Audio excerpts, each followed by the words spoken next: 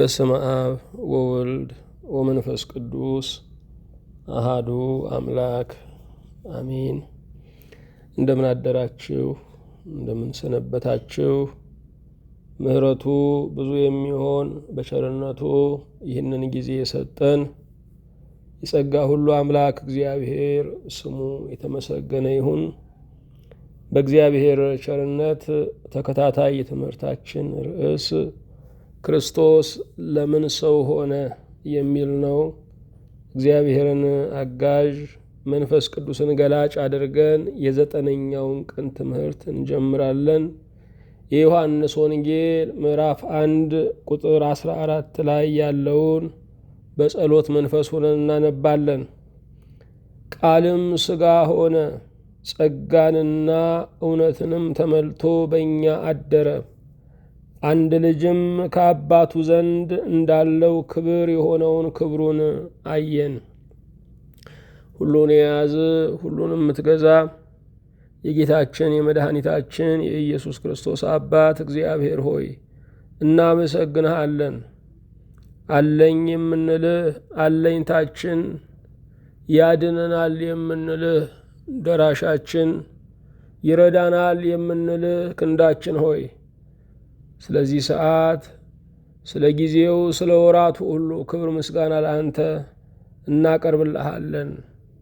እማናውቀውን ዛሬን ያወክልን፣ በችሎታህም ይህንን ብርሃን ለማየት ያበቃህን፣ በፍቅርህ ያረጋጋህን፣ በመውደድህም ትንፋሻችንን ያስቀጠልክ፣ ሞትን በከጀልንበት ዘመን ገና ነው ብለህ እንደገና ዕድል የሰጠህን ጌታ በእውነት እናመሰግንሃለን።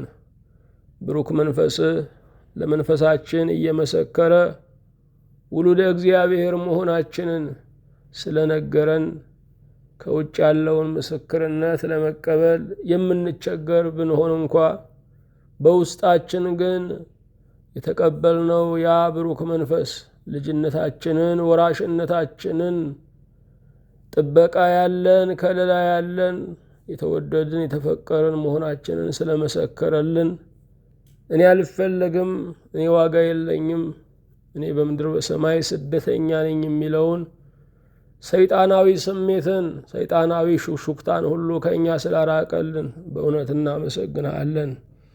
አምላካችን ሆይ ምን ብለን እናመሰግንሃለን? እንዴት ብለን እንጠራሃለን? እንዴትስ ውለታህን እንከፍላለን? እንዴትስ ለዓለም የአንተን ውበት እንገልጣለን? እንዴትስ እስከ ምድር ዳርቻ ለክብርህ እንሮጣለን? እንዴትስ ከመላእክት ጋር ቆመን ለውለታህ እንዘምራለን? አምላካችን ሆይ ከመነገር፣ ከመተረክ፣ ከመመስከር፣ ከመሰበክ፣ ከመታወጅ በላይ ስለሆነው ደግነትህ ምስጋና እናቀርብልሃለን። የነበርከው አንተ ነህ። በአባቶቻችን ዘመን መልካም መሪ፣ የበረሃ ጥላ፣ የዓለቱ ውሃ፣ የደመናው መና የነበርከው አንተ ነህ። ያለ መርከብ የምታሻግረው፣ ያለ መድኃኒት የምትፈውሰው፣ ምግብ ቤት ሳትከፍት ሁሉን የምታጠግበው፣ ዛሬም ያለኸው ብሩክ አምላካችን ሆይ በቅንነት ስላገለገሉ፣ በየዋህነትም በፊትህ ስለሄዱ ስለ አባቶቻችን ስትል ምሕረትን ስለምታደርግልን በእውነት እናመሰግንሃለን። አምላካችን ሆይ በፍቅርህ ስለጠመቅከን፣ በፍቅርህም ስለሸፈንከን፣ በፍቅርህም ስለከደንከን፣ ጠላት እስከማያገኘን ድረስ በአንተ ውስጥ ስለተሰወረን በእውነት ጌታችን ሆይ እናመሰግንሃለን። የሆነው ሁሉ የሆነው በአንተ ቸርነት ነው። ክንዳችን ተዋግቶ፣ እጃችን አነጣጥሮ፣ ዓይናችንም አማትሮ ያገኘው አንዳች ነገር የለም። የልቦናን መሻት የምትፈጽም፣ ለዘሪው ዘርን የምትሰጥ፣ ለገበሬውም ፍሬን የምታበዛ አንተው ነህ። ዘሪውም አንተ ነህ፣ መኸሩም አንተው ነህ። አዝመራውም ባንተ ነው፣ አጨዳውም ባንተ ነው። ጌታችን ሆይ ስለሆነልን ነገር ሁሉ እናመሰግንሃለን። እንደ ቸርነትህ እኔን ባሪያህን በፊትህ ያሉትን እነዚህንም ባሪያዎችህን አቤቱ ይቅር በለን። ከበደላችን ከኃጢአታችን ሁሉ በፈሰሰው በንጹሕ ደምህ አቤቱ እጠበን። እንደ ቸርነትህ በልጅነት ጸጋ በአገልግሎት አንተንም በማምለክ በቤተ ክርስቲያን ኅብረትም በሃይማኖትም የጸናን አድርገን። የሁሉ ጌታ እግዚአብሔር ሆይ ያልተቀበሉህን በሩቅ የሚኖሩትን የፍቅርህ ፀሐይ ያልደረሳቸውን የኀጢአት ብርድ ያቆራመታቸውን ሁሉ ዛሬ አንተን ወደ ማመን ልዩ ሦስትነትህን ወደ መቀበል ወደ ቀራንዮ ፍቅርህ ወደማይደፈርሰው ምንጭ እንድትስባቸው እንማጸናለን። ስለ ቸርነትህ በስምህ የታመሙ እንዲድኑ፣ የወደቁ እንዲነሱ፣ የሚተክዙ መጽናናት እንዲያገኙ፣ ነገ አልታይ ያላቸው ተስፋ እንዲበራላቸው አቤቱ እንማጸናለን። ጌታ ሆይ ያመኑትን በቤትህ አገልጋዮችን በመንበርህ እንድታጸናልን፣ ከአደባባዩ ድምፅህ እንዳይረቅብን ዘወትርም በነፍሳችን የሚያስቡልን የሚጸልዩልንን እንድታጸናልን ጌታ ሆይ እንማጸናሃለን። ለዓለሙ ሁሉ የምህረት ፊትህን እንድትመልስ፣ እነዚህን ቀኖች እንድታድስ፣ የተጨነቀ ወገን እንዲያርፍ፣ ለሚንከራተተው ሁሉ መልካም ወደብ እንድትሆነው አቤቱ እንማጸናለን።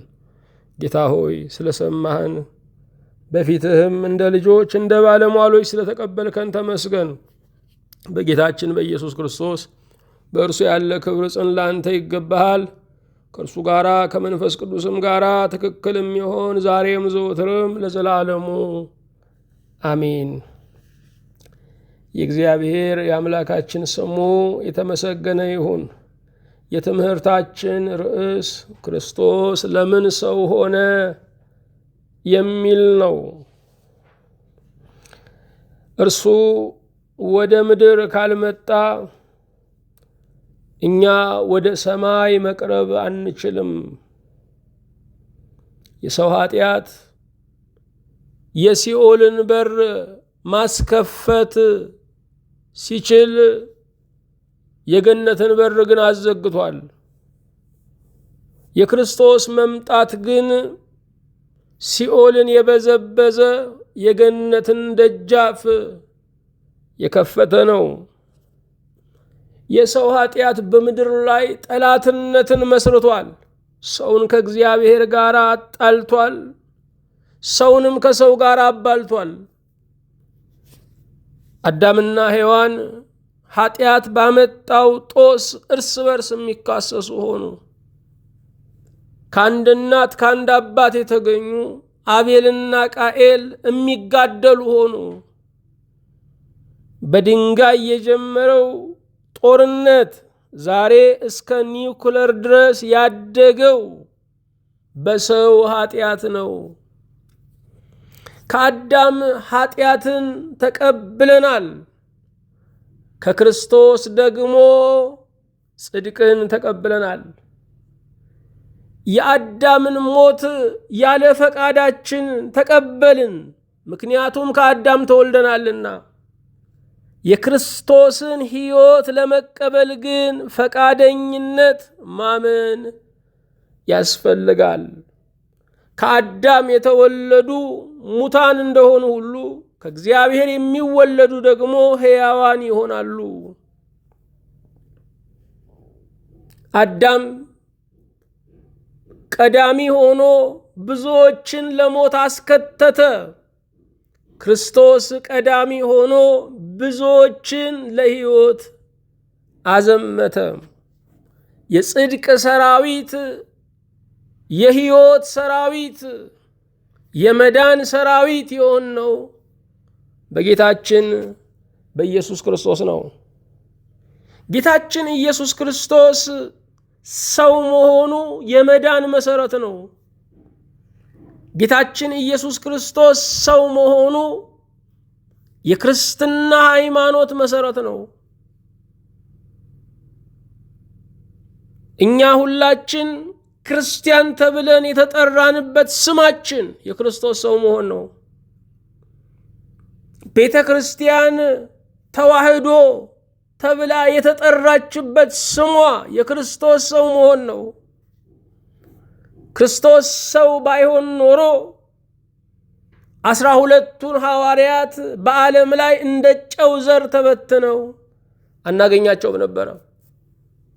ክርስቶስ ሰው ባይሆን ነቢያት አይነሱም ነበረ። ምክንያቱም ለማይመጣ ነገር የሚተነብይ የለምና። ክርስቶስ ሰው ባይሆን ኖሮ ሐዋርያት አይኖሩም ነበረ። ምክንያቱም ላልመጣ ነገር ላልሆነ ነገር ምስክርነት የሚሰጥ የለምና። ክርስቶስ ሰው ባይሆን ኖሮ ሰማዕተ ጽድቅ የሆኑትን ሰማዕታትን አናገኛቸውም ነበረ። ለሞተላቸው ጌታ በመሞት ፍቅራቸውን የገለጡ አስቀድመው ለምኞታቸው ሞተው ኋላ ደግሞ አንገታቸውን ለሰይፍ አካላቸውን ለፍላት አሳልፈው የሰጡ ሰማዕታት የክርስቶስ ሰው የመሆን ትርፍ ናቸው። ሊቃውንት የምንለው ምድራዊውን ነገር የሚመረምሩትን አይደለም።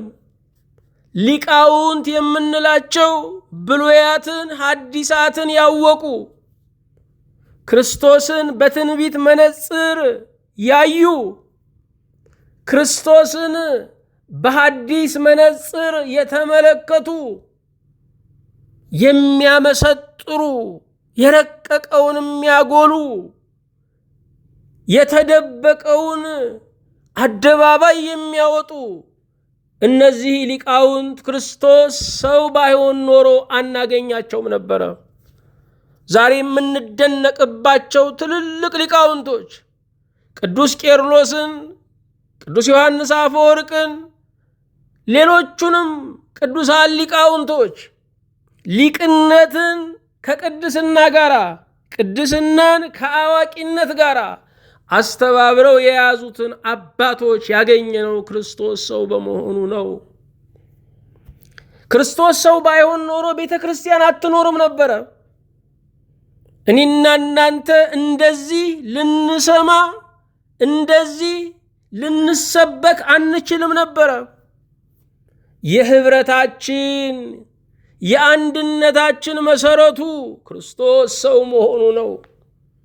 ክርስቶስ ሰው መሆኑ እኛ ሰው የሆንበት ምስጢር ነው። አብዛኛው የሰው ዘር ሰው ሆኖ ተፈጥሯል። ሰው ሆኖ ግን መኖር አቅቶታል። ጌታችን ኢየሱስ ክርስቶስ ሰው ሊያደርገን ሰው ሆነ። ለእርሱ የእኛን ሥጋ መዋሃድ ውርደቱ ነው።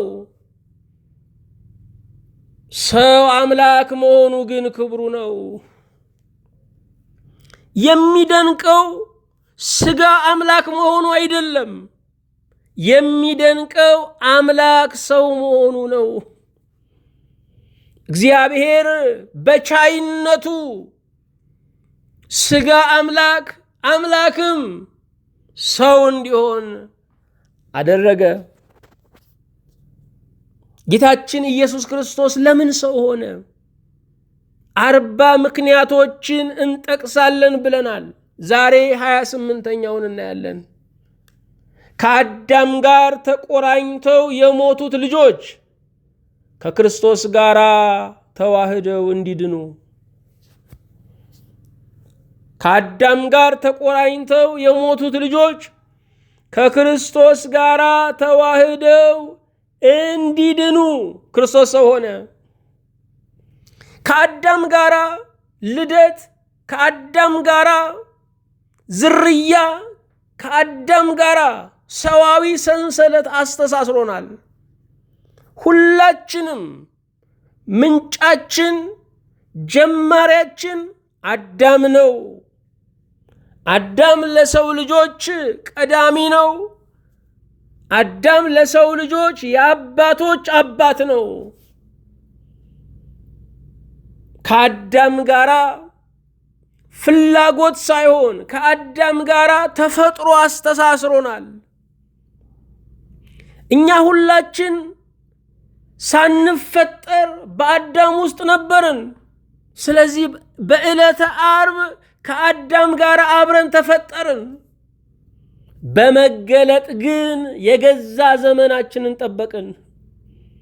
ተፈጥሮ አንድ ጊዜ ነው፣ መገለጥ ግን በየጊዜው ነው። ስለዚህ ከአዳም ጋራ የተፈጠርን ከአዳም ጋራ የአዳም የሆነውን ሁሉ ተካፍለናል። ከአዳም ጋር ተቆራኝተው የሰው ልጆች ሙተው ነበረ። ጌታችን ኢየሱስ ክርስቶስ ሰው የሆነው ከእርሱ ጋር ተዋህደው እንዲድኑ ነው። ያለ ተዋህዶ መዳን የለም። ዛሬም ድህነትን የምናገኘው ከክርስቶስ ጋር ተዋህደን ነው። ከክርስቶስ ጋር ስንዋሃድ የእኛን ሞት ወስዶ የእርሱን ሕይወት ይሰጠናል። በተዋህዶ ውስጥ የአንዱ ገንዘብ ለአንዱ ይሆናል። ስለዚህ ክርስቶስ ሞታችንን ይወስዳል፣ ሕይወቱን ይሰጠናል። ከክርስቶስ ጋር ኅብረት ከሌለን፣ ከክርስቶስ ጋር ካልተዋሃድን ሞታችን ሊረክስ፣ ሕይወቱን ልንካፈል አንችልም። የአዳም ሞት ለትውልድ የመጣው በመቆራኘት ነው። ከአዳም ጋር ቁራኛ ሁነን ነበረ። በሀገራችን ቁራኛ የሚባል ነገር ነበረ። በዳይና ተበዳይ ተቋጥረው አብረው ይወጣሉ፣ አብረው ይገባሉ። አንዱ ከአንዱ ጋራ ያለ ፕሮግራሙ፣ አንዱ ከአንዱ ጋራ ያለ ፍላጎቱ አብሮ ይዞራል። ሲቀመጥ ይቀመጣል፣ ሲጓዝ ይጓዛል።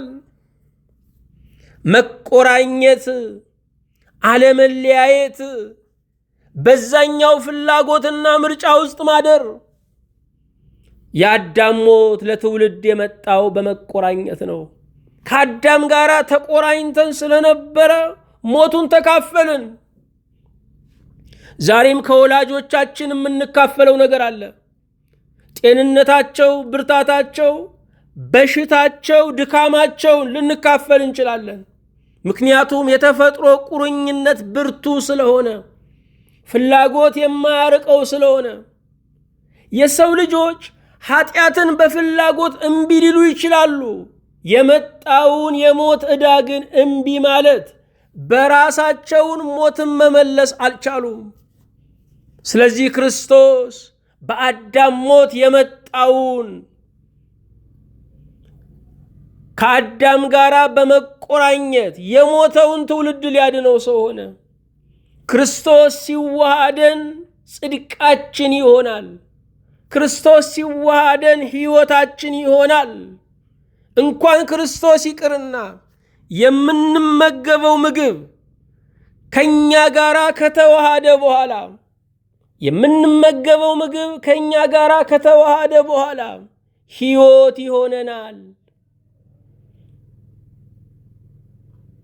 እንኳን ክርስቶስ የምንመገበው ምግብ ከኛ ጋር ከተዋሃደ በኋላ ሕይወት ይሆነናል፣ ብርታት ይሆነናል፣ አቅም ይሆነናል። ከሞት መንገድ፣ ከረሃብ ከጠኔ ይመልሰናል። ክርስቶስ ሲዋሃደን ሕይወታችን ይሆናል። ከክርስቶስ ጋር ያለነው በሽርክና ነው። ከክርስቶስ ጋር ያለነው በጓድነት ነው። ከክርስቶስ ጋር ካልተዋሃድን፣ ስጋውን ካልበላን፣ ደሙን ካልጠጣን የዘላለም ሕይወት የለንም። ያለ ተዋህዶ መዳን የለም። ክርስቶስ ለምን ሰው ሆነ? 29ኛ ከውለታ በላይ የሆነ ፍቅሩን ሊገልጥ። የክርስቶስ ፍቅሩ በምድር ላይ ከወደዱን ውዶች በላይ ነው። ውለታውም ከዋሉልን ደጎች በላይ ነው። የክርስቶስ ፍቅር፣ የክርስቶስ ደግነት ሊከፍሉት የማያሳስብ የማያሰቅቅ ሊከፍሉትም የማይቻል ነው። አንዳንድ ውለታዎች ያሳስባሉ። ለዚህ ነው አንዳንድ ሰዎች ሰው ውለታ እንዲውልልኝ አልፈልግም ይላሉ። ለምን? እንቅልፍ ስለሚነሳቸው፣ የህሊና ዕዳ ስለሚሆንባቸው። ውለታ ግን ዕዳ ሳይሆን የፍቅር መግለጫ ነው። የእግዚአብሔር ውለታ የሚያስተኛ ውለታ ነው። የሚያሳርፍ ውለታ ነው። የማያሳቅቅ ውለታ ነው።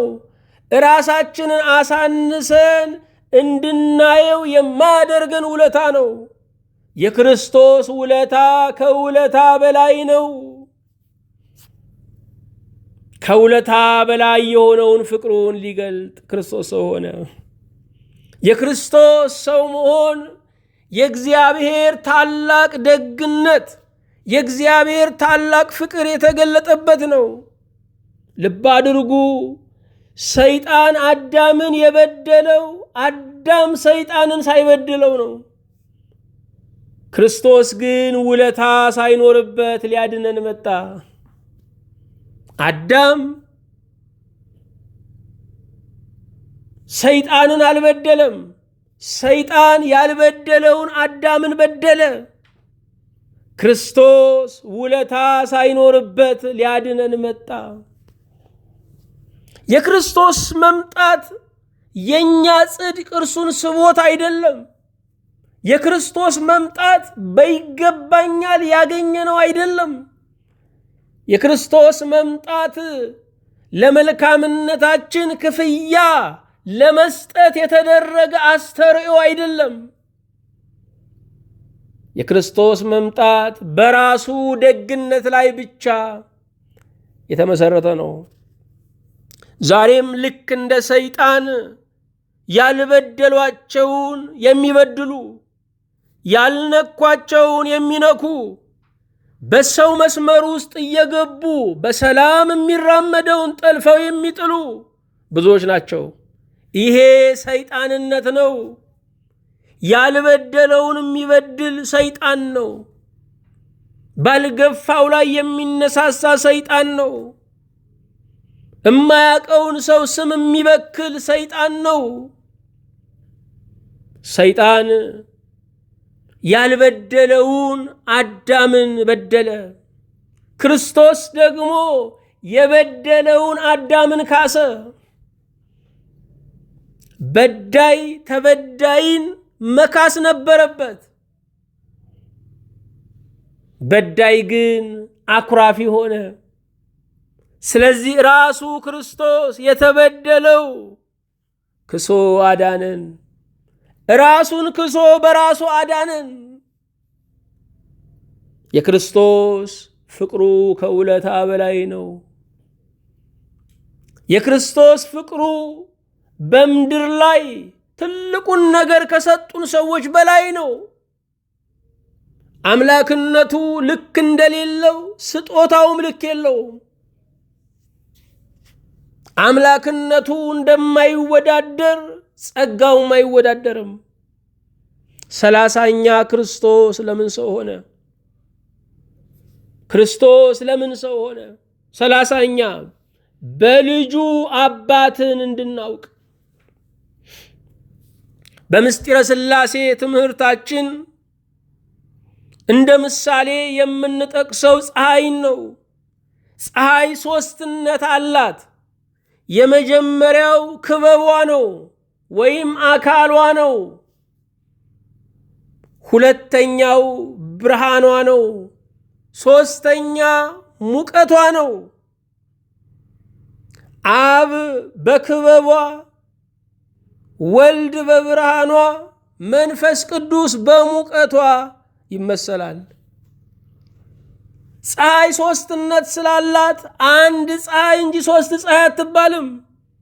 እግዚአብሔርም በአካል ሦስት ቢሆን አንድ እግዚአብሔር እንጂ ሦስት እግዚአብሔር አይባልም። የፀሐይ አካልን ማየት አንችልም። በቀትር ቀና ብለን ፀሐይን ለማየት ብንሞክር አይናችንን እናጠፋለን። እንደዚሁም እግዚአብሔር አብ አይታይም። ፀሐይን የምናየው ወይም የምንገነዘበው በብርሃኗ ነው። በወልድ በኢየሱስ ክርስቶስ አብን አየነው፣ አብን አወቅነው። ፀሐይን በትክክል ለመገንዘብ ብርሃኑ አይበቃኝም፣ ቀና ብዬ ክበቡን አያለሁ አንልም። ልክ እንደዚሁ አብን ካላየሁ የአብን መኖር አልቀበልም አንልም። ምክንያቱም ልጁ በዚህ ዓለም ተገልጧል። አባት የሌለው ልጅ የለም፣ ልጅ ሳይኖረውም አባት የሚባል የለም። ስለዚህም አብ ዘላለማዊ አባት ከሆነ ዘላለማዊ ልጅ አለው ማለት ነው። ኢየሱስ ክርስቶስ ወደዚህ ዓለም የመጣው ኢየሱስ ክርስቶስ በሥጋ ማርያም የተገለጠው አባቱን ሊያሳውቀን ነው። ፀሐይ ክበቧ አካሏ ከስፍራው ሳይናወጥ ብርሃኗን ወደ ዓለም እንደምትልክ እግዚአብሔር አብ ከስፍራው ሳይናወጥ መታየት መገለጥ ሳያስፈልገው ብርሃን ልጁን ወደ ዓለም ልኳል። ኢየሱስ ክርስቶስ ብርሃን ሆኖ ወደ ዓለም የመጣው ዓለም በሰው ኃጢአት ስለጨለመች ነው። በምክረ ሰይጣን ስለጨለመች ነው። ኢየሱስ ክርስቶስ ብርሃናችን ነው። ያለ ብርሃን ራስን ማየት አይቻልም። ወንድምን ማየት አይቻልም። ቤታችንን ንብረታችንን ማየት አይቻልም። ስላለን ነገር የምናመሰግነው ብርሃን ክርስቶስ ከኛ ጋር ሲሆን ነው። ስለ ወዳጆቻችን ውሃ ስለሚያቀብሉን፣ መድኃኒት ስለሚያቀብሉን፣ ስለ ወዳጆቻችን ውሃ ስለሚያቀብሉን፣ መድኃኒት ስለሚያቀብሉን፣ ባጠገባችን ስለሚያግዙን ሰዎች እግዚአብሔርን የምናመሰግነው ብርሃን ሲወጣልን ነው። ጎረቤቶቻችን በድፍረት ለመኖራችን አስፈላጊ መሆናቸው የሚገባን ብርሃን ሲወጣልን ነው። ብርሃን ክርስቶስ ያልወጣለት ሰው ያለውን ነገር አያውቅም። የጎደለውን እንጂ ያለውን ነገር መገንዘብ አይችልም። በአባት በልጁ አባትን እንድናውቅ ክርስቶስ ሰው ሆነ። በዮሐንስ ወንጌል በምዕራፍ 1 ቁጥር 18 ላይ መቼም ቢሆን እግዚአብሔርን ያየው አንድ ስንኳ የለም፣ በአባቱ እቅፍ ያለ አንድ ልጁ እርሱ ተረከው ይላል። እግዚአብሔርን በባህሪው እግዚአብሔርን በመለኮታዊ ማንነቱ ያየው ፍጡር የለም፣ ከሰውም ከመላእክትም ወገን። እግዚአብሔር የማይታየው አካል ስለሌለው መልክ ስለሌለው አይደለም፣ ፍጡር አይቶት በሕይወት መኖር ስለማይችል ነው።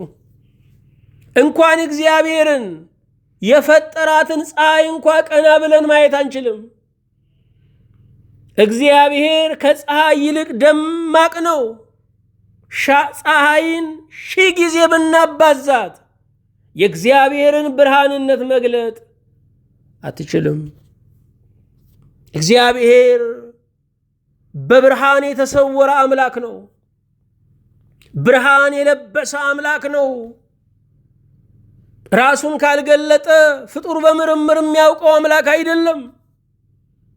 ክርስትናችን ሃይማኖታችንም በእግዚአብሔር መገለጥ ላይ እግዚአብሔር ራሱን እኔ እንዲህ ነኝ ብሎ በገለጠው ክስተት ላይ የተመሰረተ ነው።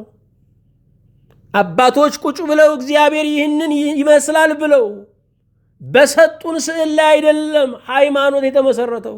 በአስተርእዮ እግዚአብሔር ራሱን በገለጠበት መንገድ ሃይማኖት ተመስርቷል። እግዚአብሔርን በባህሪ ክብሩ ያየው ማንም የለም። በአባቱ እቅፍ ያለ አንድ ልጁ እርሱ ተረከው ይላል። አንድ ልጁ በአጭር ቁመት በጠባብ ደረት በምድር ላይ ተገልጦ ይታያል። ያ ልጅ ደግሞ በዚያው ቅጽበት ከአባቱ ጋር ባለመለየት በሰማይ አለ። ክርስቶስ ሰው በሆነ ጊዜ መለኮታዊነቱ አልተሰበሰበም። ክርስቶስ ሰው በሆነ ጊዜ ምልአቱ አልጎደለም። ምልአቱ ሳይጎድል ሰው ሆነ። ሥጋም ውስንነቱን ሳይለቅ ከመለኮት ጋር ተዋሃደ። ተዋህዶው በተአቅቦ ነው፣ በመጠባበቅ ነው። እግዚአብሔርን ከእግዚአብሔር በቀር የሚገልጠው ማንም የለም። እግዚአብሔር አብን የገለጠልን እግዚአብሔር አብን የሚያህለው ክርስቶስ ነው። በአባቱ እቅፍ ያለ አንድ ልጁ እርሱ ተረከው። ነቢያት የገለጹት ነገር ነበረ። ነገር ግን እግዚአብሔር ስለ ራሱ ሊነግረን ቀጠሮ ይዞ ነበረ። ያ እግዚአብሔር በመምህር አርአያ ተገልጦ ራሱን አብራራልን። ያ እግዚአብሔር የሚዳሰስ የሚጨበጥ ሆኖ ራሱን አብራራልን። ባየነው ልጁ ያላየነውን አብን ተገነዘብን። በልጁ አባት እንዳለ ተረዳን። ምክንያቱም አባት የሌለው ልጅ የለምና። እግዚአብሔር አብም አባት መባሉ ዘላለማዊ ከሆነ ዘላለማዊ ልጅ አለው ማለት ነው። ምክንያቱም ልጅ ከሌለ አባት መባል የለምና። አዎ የአብ ልጅ የማርያም ልጅ ሆነ። ከተዋህዶ በኋላ በአብ ልጅና በማርያም ልጅ መካከል ልዩነት የለም። ያ የአብ ልጅ አንዱ የማርያም ልጅ ሆኗል። እግዚአብሔር አብም በሰማይና በምድር አንድ ልጅ ነው ያለው። ለዚህ ነው ወልድ ዋሂድ አንድ ልጅ ብለን ነው የምናምነው የምንለው። እንደ ንስጥሮስ ሁለት አካል ሁለት ባህሪ ሰጠን ሁለት ልጅነትን የምናምን አይደለንም። እንደዚሁም ደግሞ እንደ ኬልቄዶን እድምተኞች አንድ አካል ሁለት ባህሪ ሰጠንም የምንከተል አይደለንም። ወልድ ዋሂድ አንድ ልጅ ብለን የምናምንን። በአብ ልጅና በማርያም ልጅ መካከል ልዩነት የለም። እግዚአብሔር ያልነበረውን ሰውነት ገንዘብ አደረገ። ሥጋም ያልነበረውን አምላክነት በተዋህዶ ገንዘብ አደረገ። ሥጋ አምላክ ልሁን ብሎ ነበረ። በአዳም ግን ውድቀት ገጠመው። በተዋህዶ ግን አምላክ ሰው ሆነ። ስለዚህም ሥጋን አምላክ አደረገው። አዳም በቅጠል ያጣውን ወይም ከጅሎ ያላገኘውን አምላክነት ክርስቶስ በተዋህዶ ሰጠው። 31ኛ ክርስቶስ ለምን ሰው ሆነ? 31ኛ ክርስቶስ ለምን ሰው ሆነ? ለሞትም ቢሆን መታዘዝ እንዲገባን ሊያስተምረን። ለሞትም ቢሆን መታዘዝ እንዲገባን ሊያስተምረን። ይስሐቅን እናስታውሳለን። አባቱ አብርሃም ለእግዚአብሔር ሊሰዋው ሲል ታዘዘ። በእኔ ፍቅር ከእግዚአብሔር ፍቅር እንዳትለይ፣ እግዚአብሔርን የምታቀው ከእኔ በፊት ነው፣ የሚያቅህም ከዘላለም ነው። አባቴ ሆይ በእኔ ጨክንና ከእግዚአብሔር ሐሳብ ጋር ተስማማ ብሎ ይስሐቅ ታዘዘ። ዛሬ የገዛ ቁርሳቸውን ለመብላት የገዛ ቁርሳቸውን ለመግዛት የማይታዘዙ ልጆች ያሉበት ዘመን ነው። ለሥራ የሚታዘዝ ልጅ በጠፋበት ዓለም ላይ ይስሐቅ ለሞት ታዘዘ። ለሥራ የሚታዘዝ ልጅ በጠፋበት ዓለም ላይ ይስሐቅ ለሞት ታዘዘ። በዚህ ምክንያት ይስሐቅ የወልደ እግዚአብሔር ምሳሌ ሆነ። ሂድ ውረድ፣ ተወለድ፣ ሙትላቸው ብሎ የአባቱን ትእዛዝ አከበረ። ልብ አድርጉ፣ በሥላሴ መንግሥት መላክና መላክ ፍቅር እንጂ ደረጃን አያሳይም። አዳም ለሕይወት አልታዘዘም፣ ክርስቶስ ግን ለሞት ታዘዘ። የመታዘዝን ልክ አሳየን። እግዚአብሔር ሙቱልኝ ቢላችሁ እንኳ ሙቱለት ብሎ አስተማረን። ያዘዘንን ሁሉ ፈጽሞ አርአያ ሆኖ አድርጉት አለን። ፊታውራሪ ሆኖ አስከተለን። 32ኛ ክርስቶስ ለምን ሰው ሆነ? ትንቢትን ሊፈጽም። በብሉይ ኪዳን ከክርስቶስ ጽንሰት ጀምሮ ልደቱን፣ ስደቱን፣ እድገቱን፣ ያደገበትን ስፍራ፣ ጥምቀቱን፣ ጾሙን፣ መከራውን፣ አስተምህሮውን፣ ሞቱን፣ ትንሣኤውን፣ እርገቱን፣ ዳግመኛ መምጣቱን የሚናገር ብዙ ትንቢት አለ። ክርስቶስ የብሉይ ኪዳንን ትንቢት ሊፈጽም መጣ። ክርስቶስ በሥጋ ባይመጣ ኖሮ ነቢያት ሁሉ ነቢያተ ሐሰት ተብለው ይፈረጁ ነበረ። መላው ብሉይ ኪዳንም ውሸት ነው ተብሎ ይተች ነበረ። ክርስቶስ የነቢያት እውነታቸው የነቢይነታቸውም አማናቸው ሆኖ ተገለጠ። ብዙ ትንቢት ነበረ፣ በአንዱ ክርስቶስ ተፈጸመ። ክርስቶስ ትንቢትን ሊፈጽም ሰው ሆነ። ትንቢት ከሰው ዕውቀት ከሰው መረዳት በላይ በመሆኑ ከአምላክ የሚገኝ መገለጥ ነው። ትንቢቱን አስቀድሞ ሊፈጽመው መጣ። በነቢያት አናግሮ በሥጋ ተገለጠ። ያናገረውም እሱ ነው። በሥጋ ማርያምም የተገለጠው እሱ ነው። 33ኛ ክርስቶስ ለምን ሰው ሆነ? ወደ እኛ ቀርቦ ወደ ራሱ ሊያቀርበን። ጠላቶቻችን ሁሉ ይቅርታ እስኪጠይቁን፣ ራሳቸውን አግልለው የሚኖሩ ወደ እኛ እስኪመጡ፣ ወዳጆቻችን ሁሉ እስኪወዱን እንጠብቃለን። እንዲቀርቡን የምንፈልግ ከሆነ መቅረብ አለብን። እንዲወዱን የምንፈልግ ከሆነ መውደድ አለብን። መልካም እንዲሆኑልን የምንፈልግ ከሆነ መልካም መሆን አለብን። በፍቅር በቸርነት በወዳጅነት ቀዳሚ ያልሆነ ሰው እንደ ምልምል ዛፍ ብቻውን የሚቀር ነው። ስለዚህ ኩራታችንን መጣል አለብን። ይሄን የሚያስተምረን የክርስቶስ ሰው መሆን ነው። ወደ እኛ ቀርቦ ወደ ራሱ ሊያቀርበን ክርስቶስ ሰው ሆነ። የእግዚአብሔር ልጆች ሊያሰኘን እሱ የሰው ልጅ ተባለ። ሁለተኛ ልደት ተወልዶ ለዳግም ልደት አበቃን። የሰው ልጅ ሁለት ታላላቅ ፈተናዎች አሉበት። የመጀመሪያው ምሕረት የማያስፈልገው ሆኖ ራሱ ይታየዋል። እኔ ምን በድዬ ነው? ብበድልስ ከነገሌ የበለጠ ምን በደልኩኝ? የሚል ምሕረት አያስፈልገኝም የሚል ስሜት አለው። ሁለተኛው ፈተናው የሰው ልጅ ምንድን ነው? የሰው ልጅ ሁለተኛ ፈተናው ምንድን ነው? ይቅር የማይባል ሆኖ ራሱ ይታየዋል።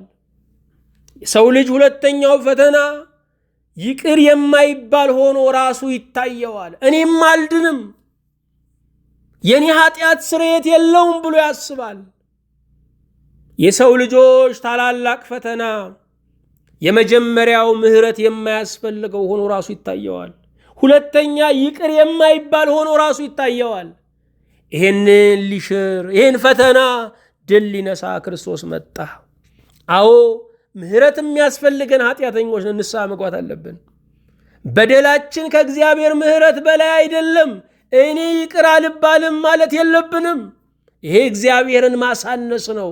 የኔ በደል እግዚአብሔርን ያሸንፈዋል ማለት ነው። 34ኛ ክርስቶስ ለምን ሰው ሆነ? ፍርድም ምሕረትም የራሱ መሆኑን ሊገልጥ። አዎ ፍርዱም የሱ ነው፣ ምሕረቱም የሱ ነው። ልብ አድርጉ። እግዚአብሔር በፍርዱ ፍቅሩን አያስቀርም፣ በፍቅሩ ደግሞ ፍርዱን አያጓድልም። እግዚአብሔር ፈራጅ በመሆኑ አፍቃሪነቱን አይከስርም። አንዳንድ ፈራጆች ጨከን ስለሚሉ አፍቃሪነታቸውን ያጣሉ። ዛሬም በሰው ላይ የሚፈርዱ ሰዎች ፍቅር የሌላቸው ይባላሉ። ክርስቶስ ግን እግዚአብሔር አምላካችን ግን በፈራጅነቱ አፍቃሪነቱን አያጣም። በአፍቃሪነቱም ፍርድን አያጓድልም። እናቶችን ብትወስዱ አፍቃሪ ናቸው፣ ግን ፍርድ አልባ ናቸው። የኔ ልጅ ትክክል ነው፣ የነገሌ ልጆች ናቸው ያባለጉት ይላሉ። እዛም ቤት ያሉ እናቶች ደግሞ የኔ ልጅ ትክክል ነው ይላሉ። ስለዚህ ፍቅራቸው ፍርድን ያሳጣቸዋል። የእናቶች ፍቅራቸው ፍርድን ያጓድልባቸዋል። እግዚአብሔር ግን ፈራጅነቱ ፍቅሩን ሳያስቀረው፣ አፍቃሪነቱ ፍርዱን ሳያጓድለው ባለ ፍርድ ባለ ምሕረት ሆኖ ይኖራል። ክርስቶስ ሰው የሆነው ፍርድም ምሕረትም የራሱ መሆኑን ሊገልጥልን፣ ፍርድና ምሕረትን ሊያስማማቸው ነው። 35ኛ ጥበብን በጥበብ ሊሽር ክርስቶስ ሰው ሆነ። ሰይጣን ወደ አዳም ሲሄድ፣ ወደ ሔዋን ሲሄድ ጥበብ ተጠቅሟል።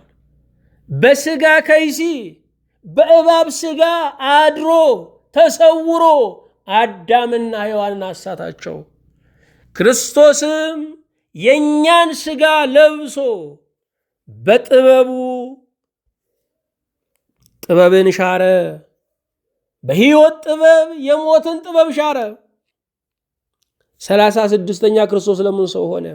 የዲያብሎስን ሥራ ሊያፈርስ። በአንደኛ ዮሐንስ ምዕራፍ 3 ቁጥር 9 ስለዚህ የዲያብሎስን ሥራ እንዲያፈርስ የእግዚአብሔር ልጅ ተገለጠ ይላል። የዲያብሎስ ሥራ በዋናነት ድንቁርና ነው። ሰዎች እግዚአብሔርን እንዳያውቁ ይከላከላል። ምክንያቱም ያወቀ ሰው ለሰይጣን አይሰግድም። የጨለማውን መጋረጃ የዲያብሎስን ሥራ ሊያፈራርስ ክርስቶስ ሰው ሆነ። 37ኛ ክርስቶስ ለምን ሰው ሆነ? አዳኝና አስተማሪ ለመሆን። አስተማሪዎች ሁሉ የምንሄድበት መንገድ፣ የምንመርጠው ምርጫ ውጤቱ ምን እንደሆነ ይነግሩናል። ሊያድኑን ግን አይችሉም።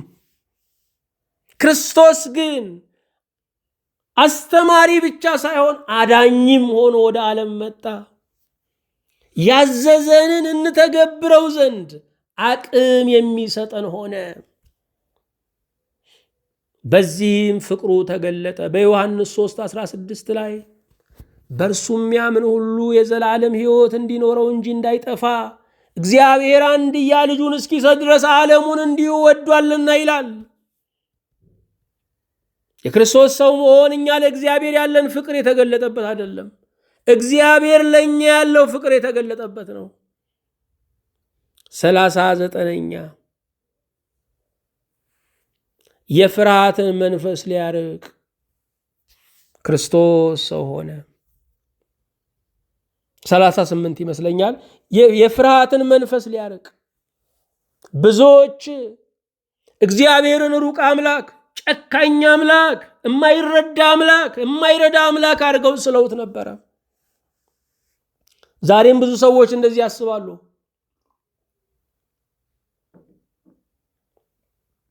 ብዙ ሰዎች እንደዚህ ያስባሉ።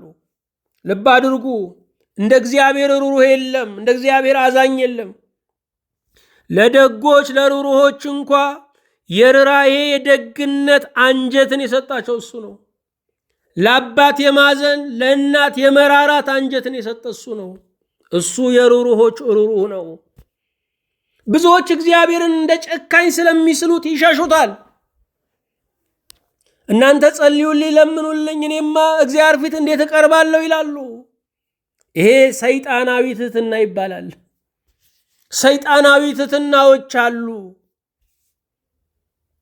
ቢገለኝም ቢቀጣኝም ቢያጠፋኝም እፊቱ ወድቃለሁ፣ እለምነዋለሁም አጸናዋለሁ ነው የሚባለው። ከእግዚአብሔር የሚያሸሽ ነገር ሁሉ እግዚአብሔርን አክፍቶ የሚያሳይ ነገር ሁሉ ከሰይጣን ነው። የሰው ልጆች እግዚአብሔርን ፈርተው ርቀውት ነበር የሚኖሩት። የፍርሃትን መንፈስ ሊያርቅ ክርስቶስ ቀረበን። የእኛን ሥጋ ለበሰ። በሐዘን በደስታችን ተካፋይ ሆነ። ሞትና መከራችንን ወሰደ። ክርስቶስ ለምን ሰው ሆነ? 39ኛ ልጅነትን ሊያሰጠን፣ ለእግዚአብሔር የጸጋ ልጆች እንድንሆን። እርሱ የባህሪ ልጅ ነው። የእሱ ልጅነት እኩያም መሳይም የለውም። ልክ እንደዚሁ እኛ ደግሞ ልጅነታችን በጸጋ በስጦታ የሆነ ይህንን ልጅነት እንድናገኝ፣ የጸጋ ልጅነትን እንድናገኝ ክርስቶስ ሰው ሆነ። አዳም አስቀድሞ ሲፈጠር የእግዚአብሔር ልጅ ነበረ። ያንን ልጅነት ሊያስመልስለት በዳግም ልደት ሊያከብረው ክርስቶስ ሰው ሆነ። ስለዚህ የክርስቶስ ሰው መሆን ልጅነትን ሊያሰጥ ነው። መንግሥተ ሰማያት በሰው ችሎታ በሰው ብቃት የሚገባባት ሳትሆን መንግሥተ ሰማያት ከክርስቶስ ሰው መሆን የተነሳ በልጅነት ጸጋ የምትገኝ መንፈሳዊ ውርስ ናት። 40ኛ ክርስቶስ ለምን ሰው ሆነ? ነፃነትን ሊሰጠን። ጌታችን በተወለደ ጊዜ ቅዱሳን መላእክት ስብሐት ለእግዚአብሔር በሰማያት ወሰላም በምድር ስምረቱ ለሰብእ አሉ። ለእግዚአብሔር ምስጋና ክብር ይሁን በሰማይ፣ በምድር ለምድር ሰላም፣ ለሰውም በጎ ፈቃድ ወይም ነፃነት አሉ። ለምድር ሰላም ያስፈልጋታል። ሰላም አጣለች። በሰው ክፋት ታውካለች። ለሰው ልጅም ነፃ ፈቃድ፣ ለሰው ልጅም በጎ ፈቃድ። ነፃነት ማለት ትርጉሙ ይነግረናል። ነፃነት ማለት የተፈቀደውን የማድረግ ችሎታ ማለት ነው። ነፃነት ማለት ኃጢአትን፣ ወንጀልን የመፈጸም አረንጓዴ መብራት አይደለም። ነፃነት ማለት የተፈቀደውን የማድረግ ችሎታ ነው። ዛሬ ነገስታት ሁሉ እየተነሱ ነፃነት ሰጠናችሁ ይላሉ። የነፃነት አምላኳ ግን እግዚአብሔር ነው። አስቀድሞ የሰው ልጅ በነፃነት ነው የተፈጠረው። እግዚአብሔር ለሰው ክቡር ስጦታ ሰጥቷል። እሱም ነፃነት ነው። ያ ነፃነት ደግሞ ማስተዳደር ይፈልጋል። አንዳንድ ሰው ሲለቀቅ ነፃነት ሲያገኝ ልቅ ነው። ነፃነት ልቅነት አይደለም። ነፃነት ነፃ መሆን አይደለም፣ ኃላፊነት ነው። ክርስቶስ ለምን ሰውን ነፃነት ሊሰጠን፣ ከኃጢአት ከወንጀል ነፃ ሊያወጣን ክርስቶስ ሰው ሆነ። ባለፉት ጊዜያት ክርስቶስ ለምን ሰው ሆነ በሚል በ9 ክፍሎች 40 ምክንያቶችን ጠቅሰን ለመነጋገር ሞክረናል። እነዚህን ትምህርቶች እንደገና እንድትከልሷቸው አደራ እንላለን። ክርስቶስ ሰው በመሆኑ ምስጢር ቤታችንን፣ ሀገራችንን፣ ቤተ ክርስቲያንን፣ መላውን ዓለም ያጽናልን። አቤቱ ጌታችን እናመሰግንሃለን። ስለ ጊዜው ስለ ወራቱ ሁሉ ክብርን ምስጋና ላንተ እናቀርብልሃለን። በቸርነትህ በእነዚህ ወራቶች ሁሉ በሰላም በጤና በክብር በሞገስ ከልለህ አንተን እንማርህ እናውቅህ ዘንድ አንተ ሰው እንዴት እንደሆንክ፣ ሰው የመሆንህም ምክንያት ምን እንደሆነ፣ ምስጢሩ ምን እንደሆነ ስለገለጽክልን ተመስገን። እንደ ቸርነትህ ቃልህንም ገበታንም እንድታሰፋልን፣ ሁልጊዜ እያወቅንህ እንድናውቅህ እንድትረዳን፣ ከስህተት ትምህርት እንድትጠብቀን፣ ካለማመን እንድትጠብቀን ጌታ ሆይ እንማጸንሃለን። ስለ ሁሉም ተመስገን። በጌታችን በኢየሱስ ክርስቶስ በእርሱ ያለ ክብር ጽን ላንተ ይገባሃል። ከእርሱ ጋር ከመንፈስ ቅዱስም ጋር ትክክል የሚሆን ዛሬም ዘወትርም ለዘላለሙ አሜን።